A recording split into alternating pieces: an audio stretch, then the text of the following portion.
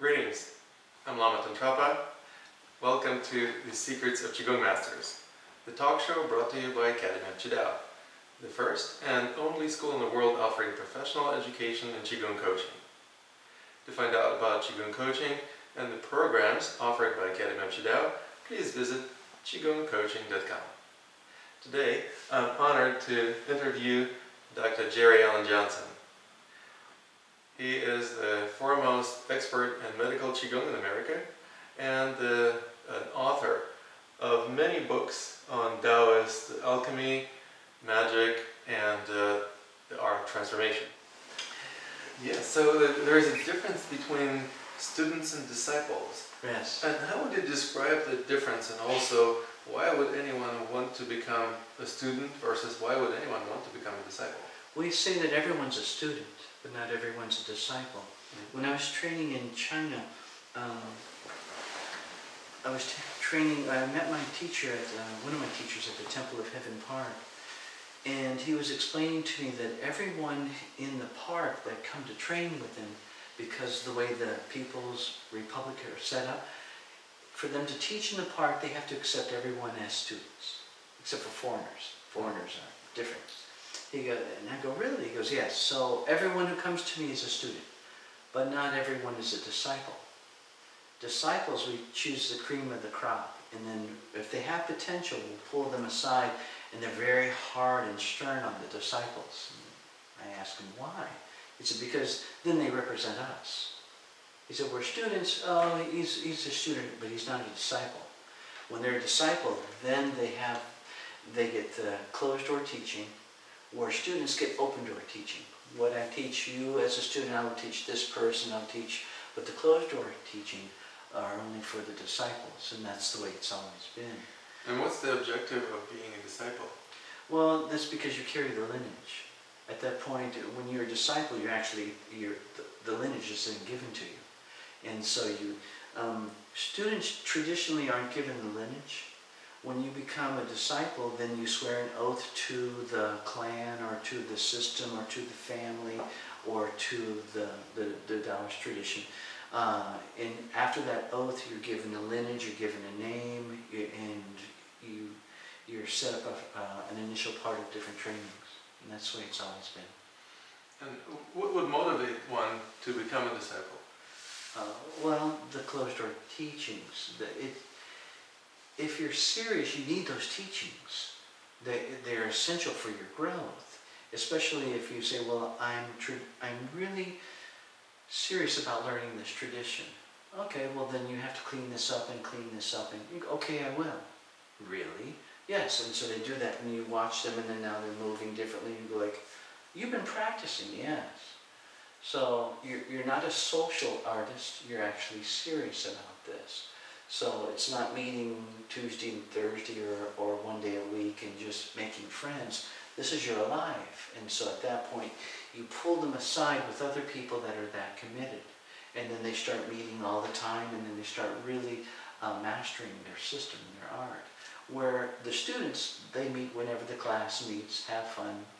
They train, don't train, it's okay, it's no big deal. The disciples, you're hard on them, and they have to. You're only as strong as your weakest link. So if you put somebody else new in the disciples, then you have the older brothers or the older teachers work with the younger people. And it's kind of like a pecking order. They want the information and they embody it. And so you want to fine-tune them so that they can be actually an embodiment of the teaching, and they can actually give it to other people. And students, they don't have that. They're meeting together, having fun, and you don't want to stop that. You want them to enjoy themselves. But the disciples, no, I want to represent you. I want to represent the lineage. I'm serious enough to say, yes, this is what I want for me. Yeah.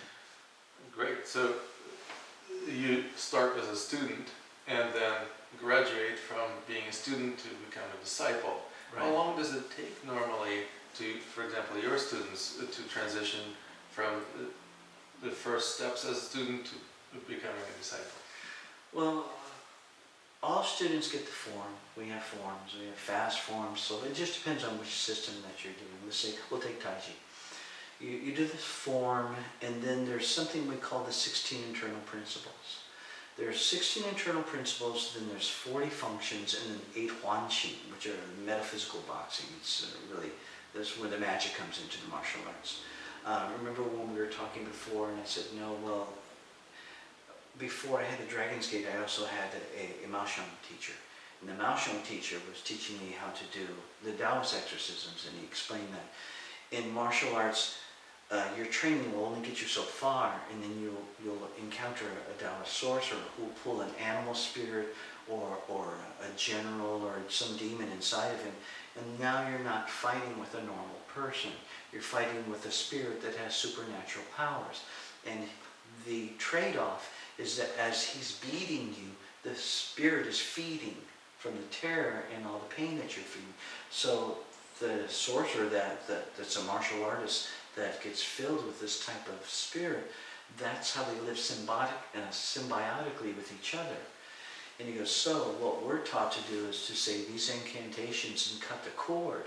Once you cut the cord and throw the spirit out, the martial artist collapses, because what happens is for the spirit to possess the evil sorcerer, it takes up its body. Well, interesting that you put the label evil on the sorcerer. Well, usually if someone's going to summon a spirit into them, it's not going to be to do good things. Really? Well, unless it's rich as a martial artist. Usually it's, from what I've seen other martial artists do, usually it's on the darker side because it's based on power. There are those who then, we say they pull in the righteous, in the Bible they call it like Samson fought and he did all this. For Taoism you have all these other generals that come in and the spirit's on them, and they say that they fought and they have all supernatural power. But what I've seen actually out there have been people that are just dark and very, very dark, and they're looking for power, and they pull these things inside because it's about winning. It's not about protecting anybody except for themselves, and it's because they have been offended or for some reason they have a justification so that they can hurt others and then feel good about themselves. So they basically haven't figured out how to transition from the mode of having to the mode of being when it comes to power. That's why we say martial artist, healer, scholar, priest. Because from the martial artist, one thing is about surviving and making sure nobody hurts you. The other thing is then protecting others with this skill and this ability.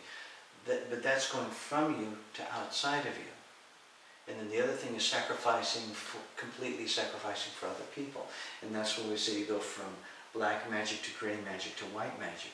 So whenever you take any skill level and it's about you and you only, then we call it evil or dark, because it's only based on selfishness.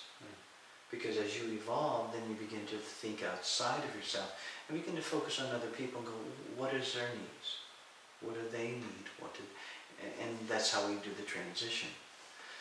And so, back with Dr. Wong, so that was one of the things he explained. Now, I didn't believe it until I saw it. And then I go, oh, that's why different people study these different types of animals, is they embody that animal spirit, and then from there they have supernatural ability. He goes, yes, because they open themselves up to that. But if you can say these things and get rid of it, then you have no problem. But to do that, you have to have a spiritual authority. If you're not hooked up, the spirit's not going to leave just because you say go. I used to tell the students, I liked The Mummy. Remember the movie The Mummy?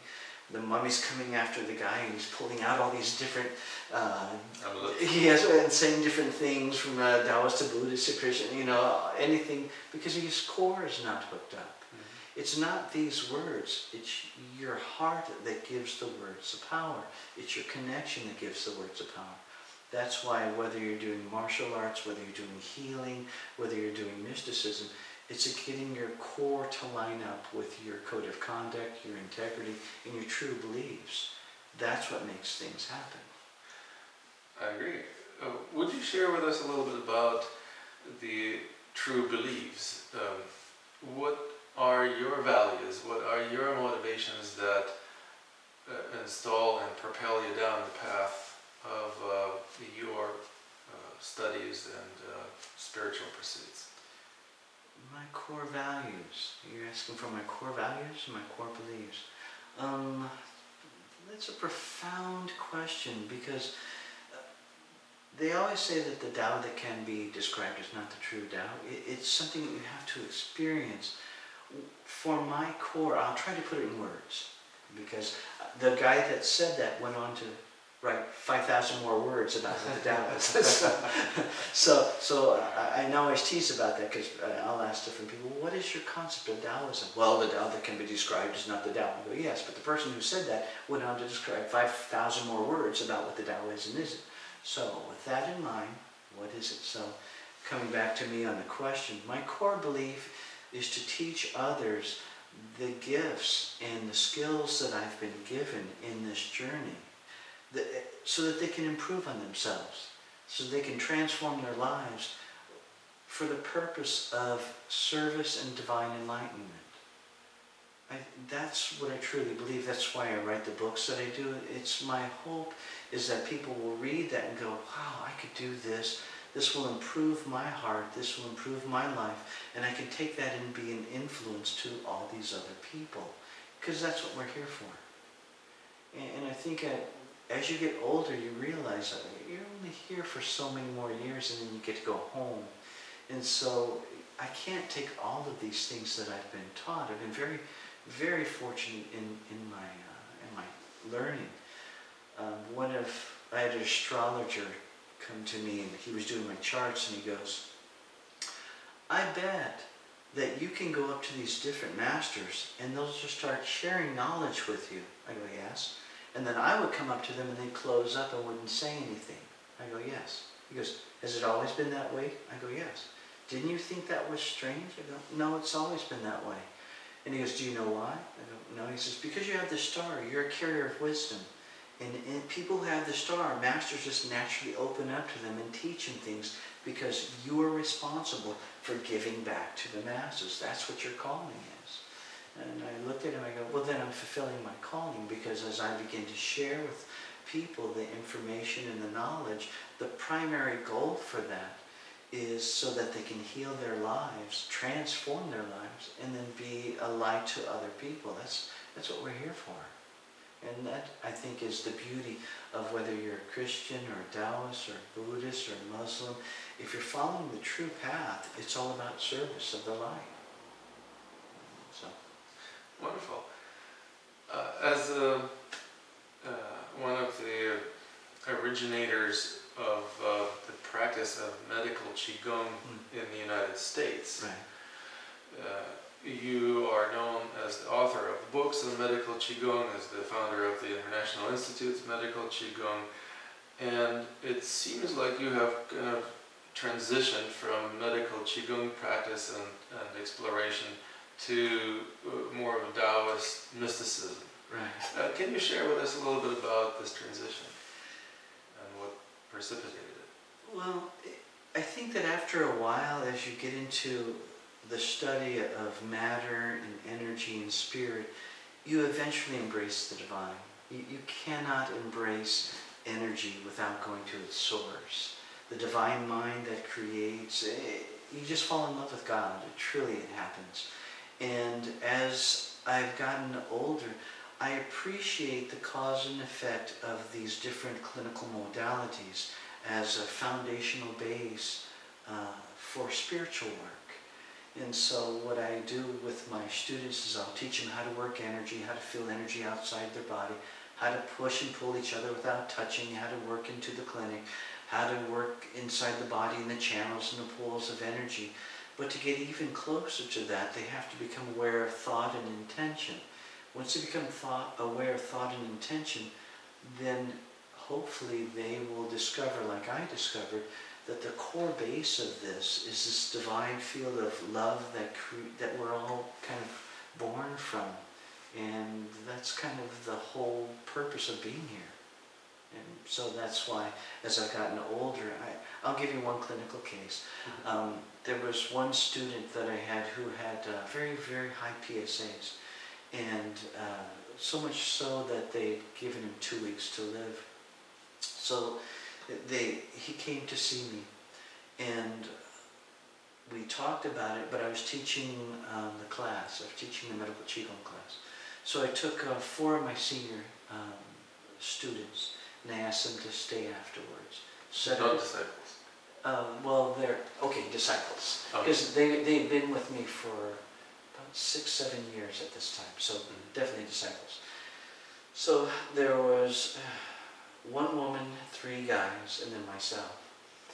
And so I put the patient on the table, and I said, okay, I'm going to teach you something I haven't taught at the 5 branches, because I was Dean of Medical Qigong Science at an acupuncture college. Actually 2, the 5 elements in Florida and the 5 branches in here in Santa Cruz. And I go, I'm going to teach you something that I don't teach because it is in the realm of magic, and I don't know legally what I'm allowed to do at the colleges. But more important than that is this individual. He's become a friend. He's not. After a while, you love your students. They're good people, and you want to see them thrive. You want to do the best you can for them. So I told the woman, I go, I'm going to give you different elements. I'm going to show you how to then dissolve his body into these elements. And what we're going to do is purify the elements within the body. And so we went for earth, water, fire, and then wind or wood. And then I opened the infinite space, the Interesting. That's more like a Tibetan elemental system rather than the 5 elements in the Chinese. Right, they're really similar. It's just that for space they use metal and sound. And then for wind they use wood, that's why in the I Ching you have wind, wood, which is the same thing. So we dissolved all of that, and then we purified, showed them how to purify it. And that was the only time I brought them in and taught them how to do that. This was on a Saturday. He went to Stanford on Monday, and they did the test again, and his PSAs had dropped down to 2. And by PSA, I mean... Well, he had prostate cancer that had metastasized into his entire body. Remember my fortes in dissolving tumors and treating cancer. That's part of... Everyone comes with different gifts, and that was one of my gifts. So, and I told them, don't tell anyone what we're doing because they won't believe and they'll think you're weird, and they have trouble with us anyhow.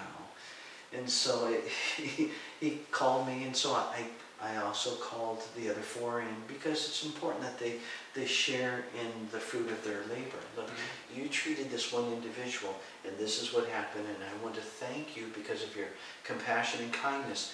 This is what happened. And so, but I couldn't teach that at the university, so I started teaching it in the Taoist magic classes. My daughter came to me, her son was having night terrors, and so he'd wake up every night screaming. And so she goes, Dad, my son's having night terrors. And I go, okay, he's being fed off by spirits at night. I'm going to give you a little round thing of jet. Jet is it's a mineral. I'm going to imprint it, and I want you to put it in his crib. She goes, really? I said, yeah, it'll absorb the spirit when it comes in. It'll stop. She goes, really? I go, yeah, honey, I don't make this stuff up. I'm your dad. I know this stuff. So she put the jet that I imprinted in the crib, and they slept through the night. And now this is the first night in 2 weeks that he didn't wake up screaming all night.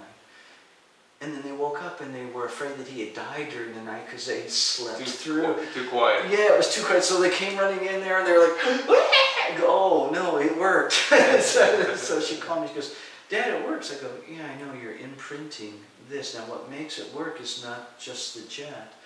The jet has an absorbing quality, but it is we call it the incantation or the words, the sounds. It is the mind imprinting, and is your connection to the divine.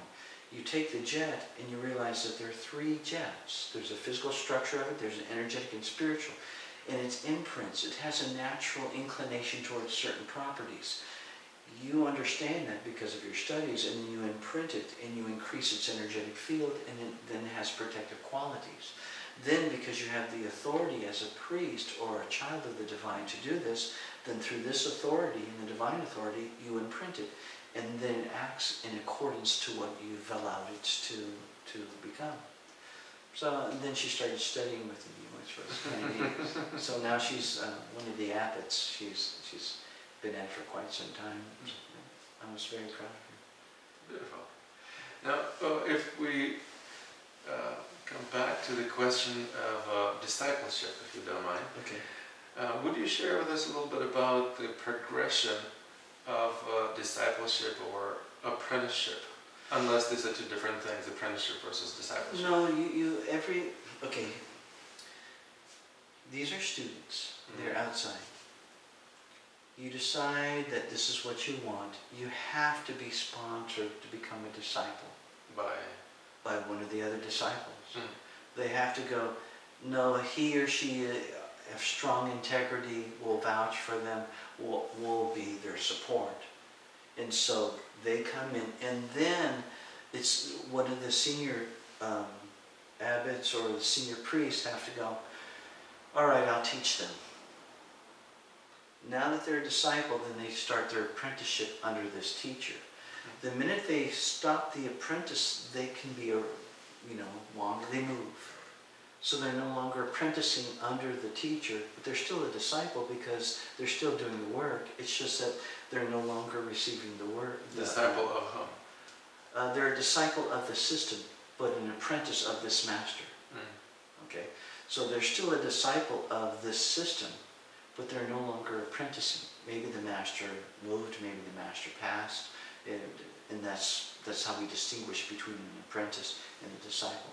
All disciples belong to the system, the lineage, but the apprentice are learning specific instruction under a qualified master. And are there any particular tests or other points at which the disciple either graduates from the discipleship or achieves a certain levels of mastery at which he or she is capable of teaching and or becomes an abbot? That's according to the teacher. Okay, so the teacher sets their own standards because everyone's so different.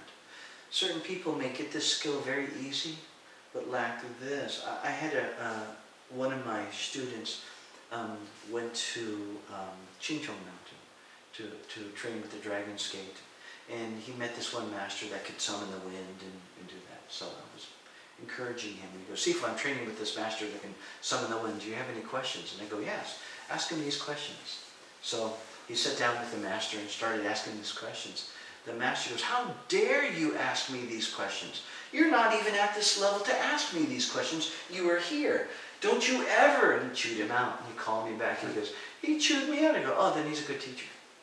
He goes, what? I said, he's a good teacher. You don't qualify to have those answered. You're not at that level. He's interested in you as an individual. To do that, you have to complete this before he'll teach you that. And what I asked you to ask him was way over here. But you asked me, do I have questions? So, nothing ventured, nothing gained. Now, he studied with the master for 4 years. And last year I was talking to him, and he was all he was all distraught. I asked, what's wrong? He goes, well, I asked him if he would ask, he goes, Sifu, master, could you teach me how to summon the wind like you do? And he goes, no. He goes, why not? Haven't I been faithful and good? He goes, So, well, why don't you teach me to summon the wind like you do? He goes, I came in with that gift. That's my gift. Everybody has different gifts. And I was laughing. I go, you didn't tell him that you studied with him just to try to get the power, did you? He goes, no. Because his job as your teacher is to bring your personal skills out. Your personal skills. What they don't understand is they see what the master does and they want to imitate that. And they exclude the fact that they have their own gifts. But they live in the shadow of this teacher or that, which is, it's another escapism. You're supposed to do your own work and allow your own gifts to manifest. We're not supposed to compete and compare with each other. That's wrong. That's a whole trap in itself, is that competition.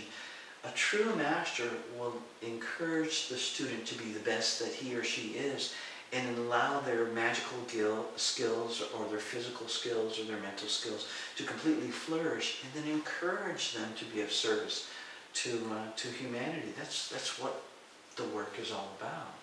Right, and the master is the master because he or she is in the flow, so to speak, Exactly. in his own flow, trying to emulate the moves or the techniques of the teacher, trying to be in his flow is not going to get you in the flow, because he can't be in his flow because he has his own unique energy and physique and mentality.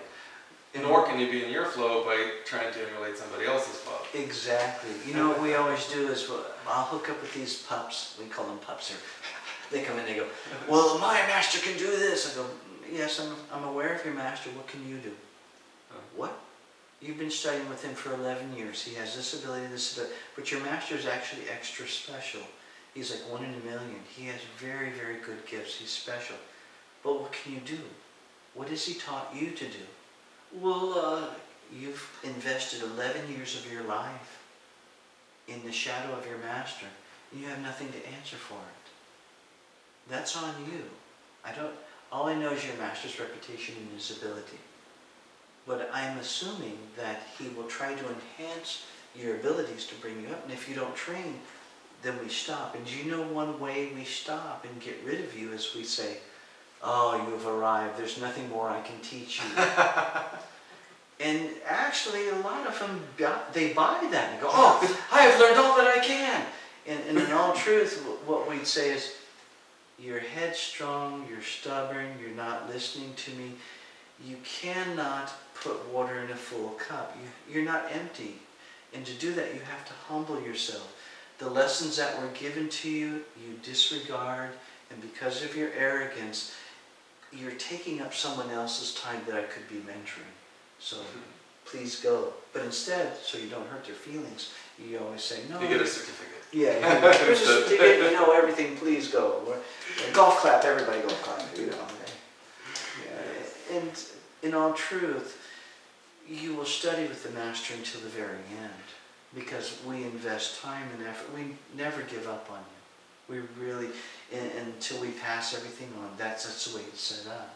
Mm-hmm. If a master then tells you you have everything, and it's because we're trying to get rid of you. And right. I hate to tell you the truth, but that's really true. Well, and when you look at the structure of the Institute of Medical Qigong, mm-hmm.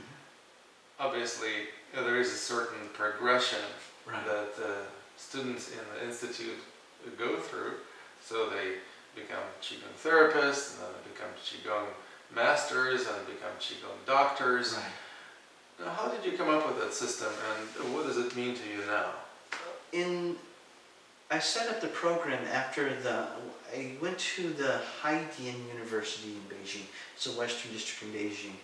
Everyone who graduates from the Haidian University does their internship at the Qigong Hospital in the Western district. And so when I got my graduate degree, I followed and copied the same pattern that they did. Because you have practitioners, therapists, masters, and doctors. In the program, they don't do that. You just go to DTCM, Doctor of Traditional Chinese Medicine. Then you graduate as like a doctor, but then you have to complete your internship. And so you spend all this time with the internship until the doctor signs off. In the clinic, you have doctors in charge, associate professors, then professors. And then when they sign off for you, then the rest depends on who graduates and how much information or knowledge that you've learned and where they place you and what your expertise is. And so when I came, the great thing about being a foreigner in learning in China is that sometimes the guys in the universities get in their own cliques. So the people from the Beijing guys, they're all hang together. People from Shandong will hang together. Honan, Hebei, all the doctors will, and they don't associate with the other people. They don't. It's just that way. And I would watch, and I see energy, so I am visual, so I draw pictures. And so when I was all the way up working with the associate professor, he and I would travel into the different wings, and I would be drawing pictures. And so the guy would see me and be going like this, and I'd be drawing pictures. Look, and I'd show him, and I drew him emitting energy. And he got all excited, and he'd start doing stuff. So for lunch, Johnson, no, going, Johansson, come here, Jerry, check this out. And so they'd be showing me all this stuff. And so everyone was fighting over me because they wanted me to draw their picture doing what they could do. So I took all the information from all the different colleges, and that was that big book. And when I came back to the World Academic Society of Medical Qigong and presented it to them, they were all excited because the universities keep the information away from each other. And so hearing a foreigner taking all their stuff, putting it together and giving it back to them. And then when the Falun Gong thing happened, everything shut down. And so I kept the program alive here in America. And then it took 2 years to work with the People's Republic of China to get them to accredit the International Institute of Medical Qigong. And that's because I had to go through the Ministry of Health and the Ministry of Education. And they never gave a foreigner an overseas seal.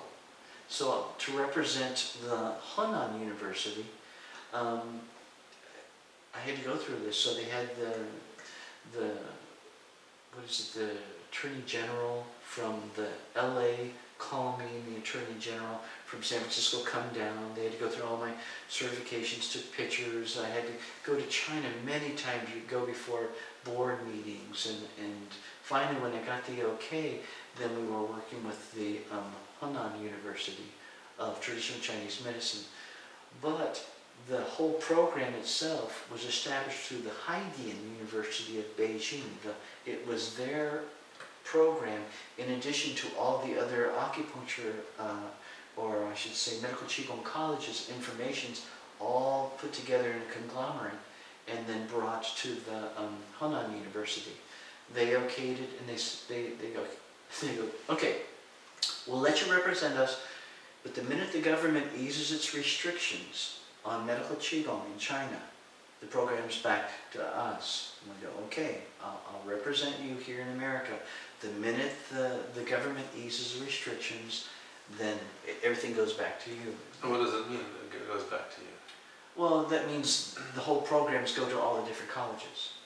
And they all the books, they use the information, everything is all set up. So all the work that I do, then they go, okay, no, that was the agreement.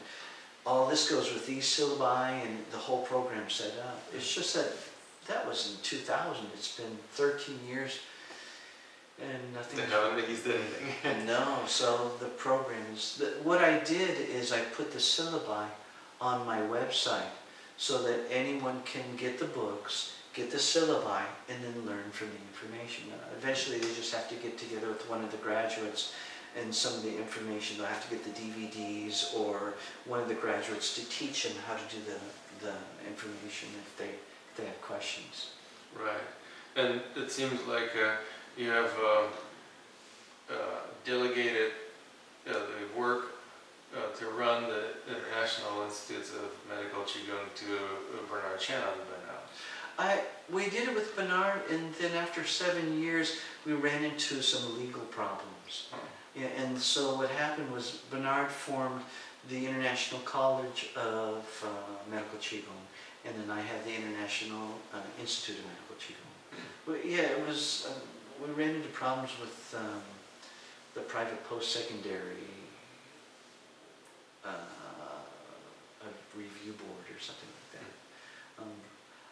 I don't know what happened, but everything was fine, and all of a sudden they came in and I presented them all the accreditations, and they looked at everything. They go, "No, you're a medical college. And you haven't cleared it with us." And and Bernard can't use that. Only you can use that. And so it was a lot of problems. We've sorted it out. Everything's fine, but. I see. Very. And still, since you transitioned from medical Qigong to the Taoist. Now the International Institute of Medical Qigong is a subsidiary of the Temple of the Celestial Cloud. Do you understand? So now, all the training is part of the priest training, where we have martial arts, medicine, or magic. Then medicine is the entire International Institute of Medical Qigong. And since it's part of the Taoist tradition and part of we're part of now the temple, the church, and that's what happened. Very interesting. And how does all of this blend with your studies of Nyingma in Tibetan Buddhism? Oh, I had a teacher that was teaching me Taoism, and he was a good guy. We'd sit down and we'd talk about teachings, and it was really neat. You know how each teacher, and it's important that you understand this, is that it's not just the teachings, it's the transmission of the information. The transmission, there's like a lineage thing that flows from master to disciple. And so I was learning different things from this one Taoist priest, and we got to a point where he didn't want me to teach the public anymore. He gave me ultimatums. He goes, I don't want you, from this day forward, you're to tell no one that you know anything. If they ask you, you're supposed to lie and say, no, I don't know anything. And you're not to teach anybody any of this. And the reason behind that was? Because I'm only allowed to teach it to one child, my one child, either my oldest daughter or one of them, or one of my senior students, one or the other, that's it.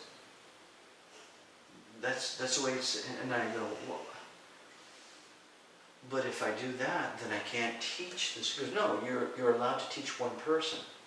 You can teach this stuff to your daughter or one of your senior disciples, but that's it. Was it some kind of change in policy? No, it's just we were getting up to a point where we were working with deities. And they didn't want the information out in the public. And I go, well, the problem is that some of this people should have because it's spiritual transforming, and they should have the access to this to change their lives. And he goes, no. I go, why must the best things in life be for the chosen few? And he goes, that's the way it's always been. And I go, well, because it's the way it's always been doesn't mean it's right. And he goes, well, I'll let you think about it, but you need to give me your answer. So I thought about it, and I go, you know, my calling is to bring the information to the people. And so I told him, I go, no, I really prayed about this. I really did. And I have to write these books. And he goes, then I won't teach you anymore. That's it. So I was in the altar room praying, and I was talking to God about it. I go, God, really, if you want me to do this, you're going to have to get me a teacher. And I can do all this stuff. I'm not a beginner. I have all this magical ability. So I want to respect anyone who can just talk. I came from a martial. If you can't do it, then, you know, don't talk about it. So I can do all this, so I have to have someone I respect. Otherwise, I won't trust them and I won't train with them. So if this is really what you want, I'm gonna need a teacher. About 9 days later, I get this call from this one guy, and he's the Nyingma guy. And so they want us to meet. And so I was just getting into thunder magic, and my teacher at that time was going to show me how to summon spirits and move matter, how to take one thing and float it from here. But because I decided to teach the information to the public, he wouldn't teach it to me. So I go to the Enigma master, and I'm talking to the Lama, and I go, Did it just call it Enigma Master? well, he's a Lama. But I think it's a cute play of words. Instead of Nyingma, it's an enigma. Well, we're all enigmas in this. But I went to the master and we met, and I go, you guys do thunder magic, right? He goes, yeah, you can summon spirits, you know how to pull it. He goes, yes, and you can do this, and you can do this. He goes, yes. Probably mostly associated with Bon. Yes. Because Okay. he did Bon. Yeah. So we're talking about it, I'm like, well, okay, I've got all this stuff, I'll trade you. You know, because I came from that. And he goes, you'll trade me. I go, yes, I'll trade you all this, because I can do all this, and I'll teach you this ability and stuff in exchange for this. And he goes, Jerry, why don't you take it all? I go, what? So I'll give you everything. I've been trained in the Kashmir tradition, in Shivite, Enigma, and Bowl, and he just started putting, I will give it all to you. Who are you? For real? Yeah, he goes, no. He goes, no, I will. And I go, okay, well, what do you want in exchange? He goes, just for you to serve the divine. You're so... And I'm just like, well, I'm on board for that. He talked about divine, then Yes, well, because he listened to me and what was important to me. This is one thing I did learn from my teachers, is he goes, when you talk to someone, you listen to them, it's about their walk, not about your walk. You listen to them and what's important to them, and at that point you encourage them. That's where a priest, who's truly a priest, will be able to encourage a Catholic, a Buddhist, a Taoist, a Muslim, all of them in their walks. Because it's not about you joining our team or belonging to this lineage. It's about me being a representative of the divine, encouraging you in your divine walk. So I listen to you and I choose the words that you use so we can relate, and then encourage them. So as we began to talk, I was like, okay. And at that point, then my whole life started changing. So it's a very cosmopolitan Lama that you're studying with. I would say a very awakened, and I learned a lot from him, because I studied with many different mystics, and a lot of them were steeped in their tradition, and after a certain thing they were unapproachable. Studying with this Lama, he's always been very open, very loving, and so I've followed that guidance to be the same way with my students. Mm-hmm. The idea is to help them in their personal walk, because they have an investment in history with their personal walk.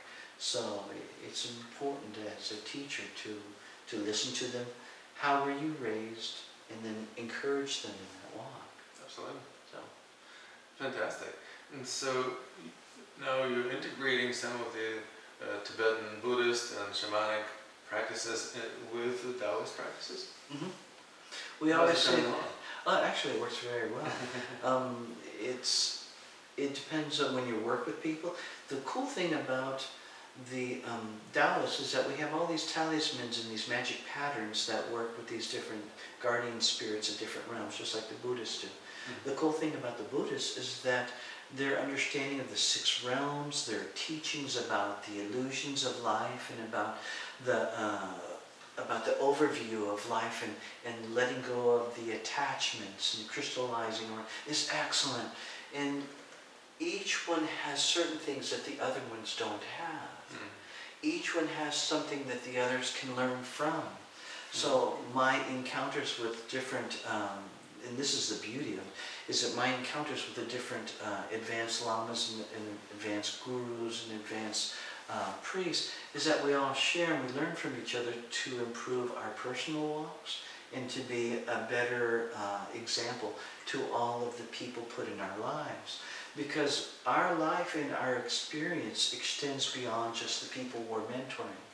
It will be everyone you encounter in your life. And so with that, you're given information so that you can be a tool and to be an assistant and a man of virtue or a woman of virtue to anyone brought into you along the path.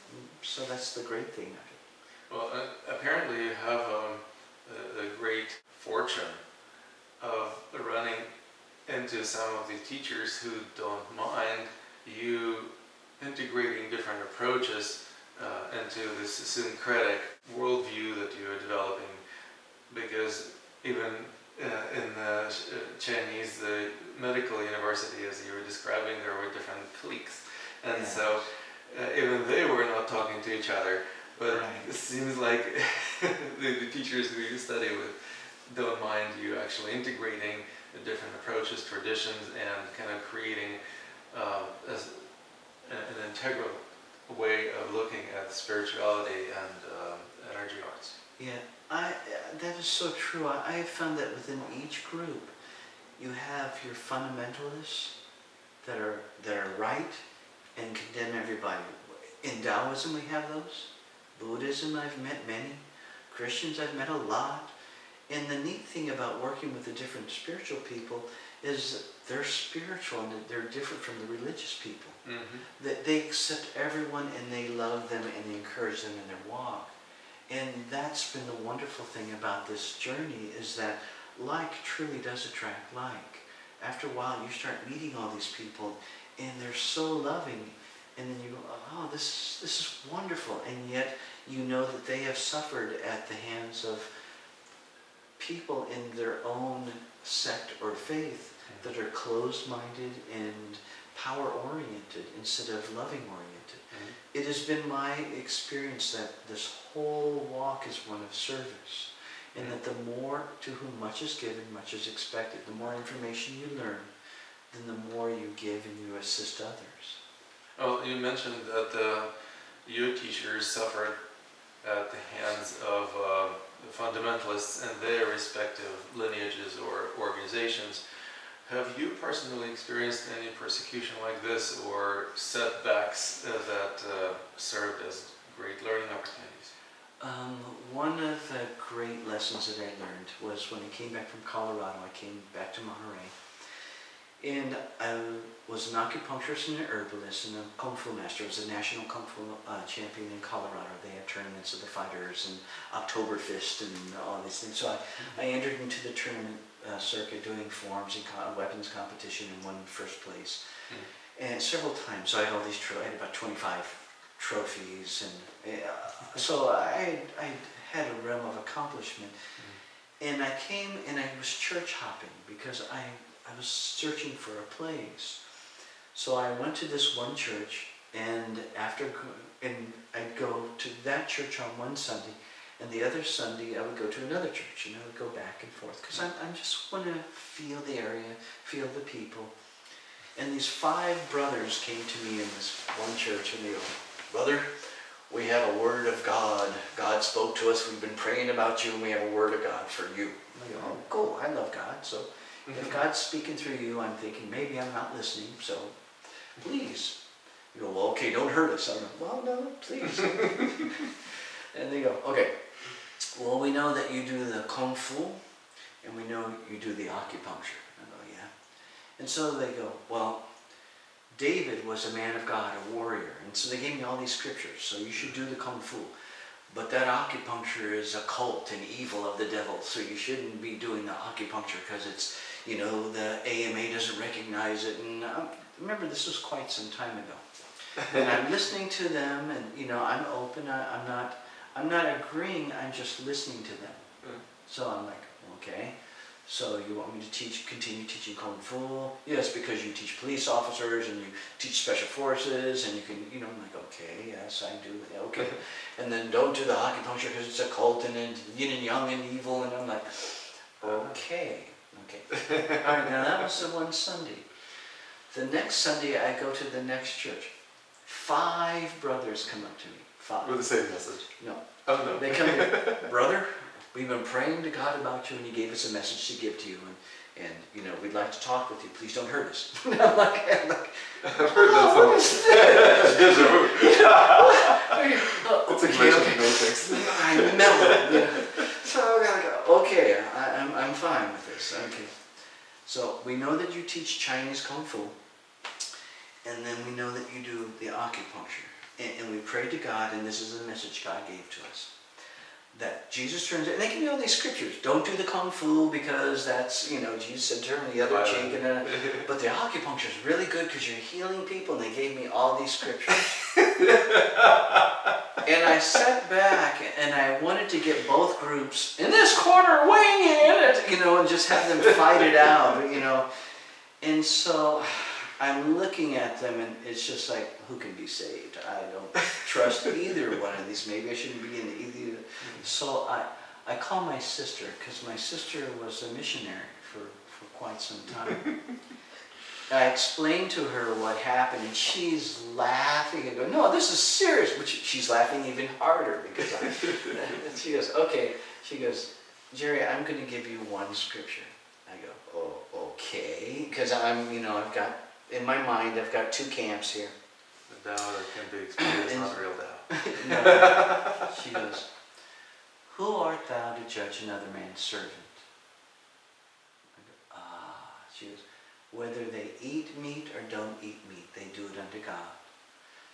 Those guys are projecting their own fears onto you. It has nothing to do with God. It has everything to do with their own fears and their ignorance.